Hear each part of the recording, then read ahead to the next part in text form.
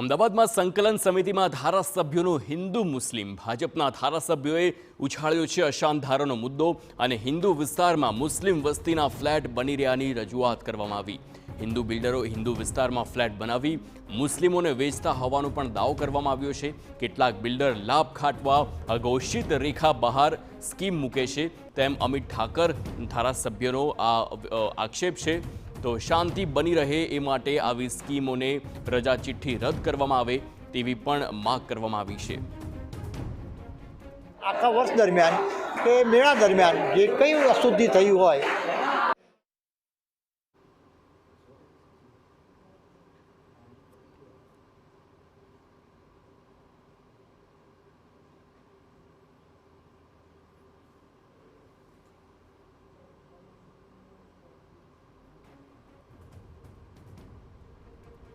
તો સમગ્ર જે વિવાદ છે તે વિવાદને લઈને હવે અશાંત ધારાનો વિવાદ સામે આવ્યો છે। હિન્દુ બિલ્ડરો હિન્દુ વિસ્તારમાં ફ્લેટ બનાવી મુસ્લિમોને વેચતા હોવાનો દાવો કરવામાં આવ્યો છે।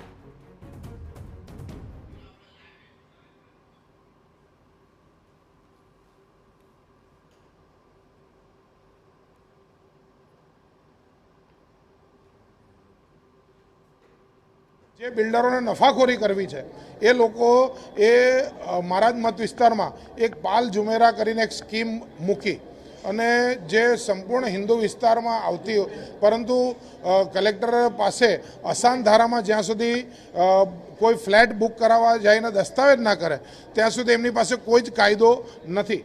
એટલે એ પ્રકારની વાત આજે કલેક્ટર સાથે થઈ કે આ પ્રકારના પ્રયાસો ને રોકવા માટે તમારી પાસે કોઈ કાયદો છે કે કેમ। અશાંત ધારો આવશે ત્યારે અમે એને રોકવા માટે સંપૂર્ણ એ વાત કરીશું, પરંતુ આ નફાખોરી બંને કોમ માટે ડેમોગ્રાફી ચેન્જનું કારણ બને તો એ ન થવું જોઈએ। તો ધારાસભ્ય અમિત ઠાકરની રજૂઆત મુદ્દે ઇમરાન ખેડાવાળાનો પણ કટાક્ષ સામે આવ્યો। ભાજપના ધારાસભ્ય દરેક બેઠકમાં અશાંત ધારાનો ઉલ્લેખ કરે છે તેમ ઇમરાન ખેડાવાળાએ જણાવ્યું છે। હિન્દુ બિલ્ડરો મુસ્લિમોને ફ્લેટનું વેચાણ કરી રહ્યા છે। હિન્દુ મુસ્લિમ રાજનીતિમાંથી ભાજપ બહાર આવે તેવી માંગ કરવામાં આવી છે। એટલે મારે ભારતીય જનતા પાર્ટીના ધારાસભ્યને પણ એ કહેવાનું કે હવે હિન્દુ મુસ્લિમની રાજનીતિથી એમને બહાર આવવું જોઈએ।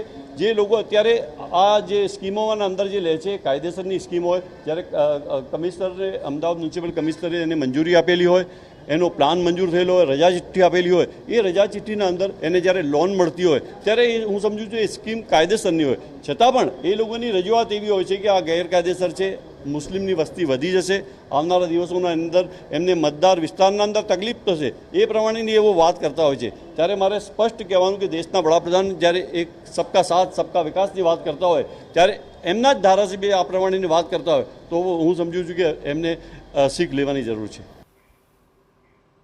તો આ સમગ્ર મામલે વાત કરવા આપણી સાથે જોડાઈ રહ્યા છે આપણા સંવાદદાતા નરેન્દ્ર રાઠોડ। તેમની સાથે જ સીધી વાત કરીશું। નરેન્દ્ર, હાલ આજે આખો વિવાદ સર્જાયો છે હિન્દુ ધારાસભ્ય અને મુસ્લિમ ધારાસભ્ય વચ્ચેનો, પરંતુ આ બધામાં સૌથી મોટી વાત એ છે કે અમદાવાદમાં અશાંત ધારો છે અને તેનો સામાન્ય નિયમ એવો કે મુસ્લિમ વિસ્તારમાં કોઈ હિન્દુ રહી ન શકે અને હિન્દુ વિસ્તારમાં કોઈ મુસ્લિમ અગર પોતાનું વસવાટ કરે છે તો પહેલાં પરવાનગી લેવી પડે છે કલેક્ટર તરફથી। હવે આ વિવાદ આખો શરૂઆત તેની ક્યાંથી થઈ છે અને અમિત ઠાકરના આક્ષેપ થયા છે ધારાસભ્યના, એ આખો વિવાદ શું છે? હજી નવરાત્રિનો તહેવાર આવી રહ્યો છે અને આજે આ સંકલન સમિતિની બેઠક મળી હતી ત્યારે ખાસ આ વિશેષ મુદ્દો ઉછળ્યો છે એ ખૂબ જ મહત્વનું છે, કારણ કે અમદાવાદના લગભગ 700 કરતાં પણ વધારે અલગ અલગ વિસ્તારો જે છે અને એની આજુબાજુના, કારણ કે પર્ટિક્યુલર એક જગ્યાને અશાંત ધારા હેઠળ લાવવામાં આવી તો એ પર્ટિક્યુલર જગ્યા અને એ સિવાય એની આજુબાજુનો 500 મીટરનો જે વિસ્તાર હોય છે એ અશાંત ધારામાં આવી જતો હોય છે। એ હિસાબે અમદાવાદમાં છેલ્લે જ્યારે 2019માં સુધારા થયા હતા એ મુજબ કુલ 700 કરતાં પણ વધારે જગ્યાઓ અશાંત ધારામાં આવે છે અને આમ છતાં પણ આ પ્રકારની ફરિયાદો વારંવાર ઉઠતી હોય છે। છેલ્લી સંકલન સમિતિની વાત કરવામાં આવે કે પછી આજે મળેલી સંકલન સમિતિની બેઠકની વાત કરવામાં આવે, આ બંને બેઠકોમાં ભારતીય જનતા પાર્ટીના ચાહે અમિત ઠાકર હોય, અમિત શાહ હોય કે પછી અન્ય તમામ ધારાસભ્યો છે એમના દ્વારા કલેક્ટર સમક્ષ આ જ માંગ કરવામાં આવી છે કે કેટલાક હિન્દુ બિલ્ડરો કે જેમના સાથી બિલ્ડરો મુસ્લિમ હોય અથવા તો એ જગ્યા જે છે એ હિન્દુ બિલ્ડરના નામે હોય પરંતુ એ મુસ્લિમ વિસ્તારની નજીકમાં હોવાને કારણે તેમના દ્વારા આ પ્રકારના ફ્લેટ બનાવવામાં આવે છે, જે અત્યારે હાલની પરિસ્થિતિએ એ વિસ્તાર જે છે એ અસાન ધારા હેઠળ નથી આવતો, પરંતુ એ આજુબાજુમાં મુસ્લિમ જગ્યાઓ આવી છે અથવા તો લોકો રહે છે, તો એમને એ ફ્લેટ વેચવામાં આવી રહ્યા છે અને એના જ કારણે એ વિસ્તારની અંદર ભવિષ્યમાં કોમી વૈમનસ્ય વધી શકે એ બાબતની ચિંતા એમના દ્વારા વ્યક્ત કરવામાં આવી છે. અને આ બેઠકમાં બંને તરફના ધારાસભ્યોએ પોતપોતાની રીતના રજૂઆત કરી છે. જ્યાં ભારતીય જનતા પાર્ટીના ધારાસભ્યોએ એક વેજલપુરમાં એક પર્ટિક્યુલર ફ્લેટ બની રહ્યા છે ત્યાંની વાત કરી હતી